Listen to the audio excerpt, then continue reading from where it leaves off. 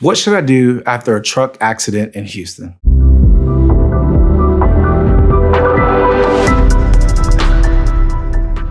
Being involved in trucking accidents are some of the most severe cases we handle in Houston. It's important that after you're involved in a trucking accident, you seek medical attention immediately. Oftentimes, your adrenaline is rushing. You may not feel the consequences of that impact immediately, and your injuries might start settling in 24, 48, and maybe even 72 hours later. But I tell all my clients that it's important that you seek medical treatment immediately. The next important thing is hiring an experienced personal injury attorney. Why is this important? Because the insurance company for the trucking company is going to have an expert adjuster on the scene immediately trying to hide and conceal evidence that could work in your favor. But if you have an attorney immediately, we can get on offense. We can have our expert on the scene. We can start contacting witnesses, obtaining surveillance video, protect your rights, but also to maximize your recovery. So if you have any questions, give us a call at 281-805-2220 or visit us online at versustexas.com.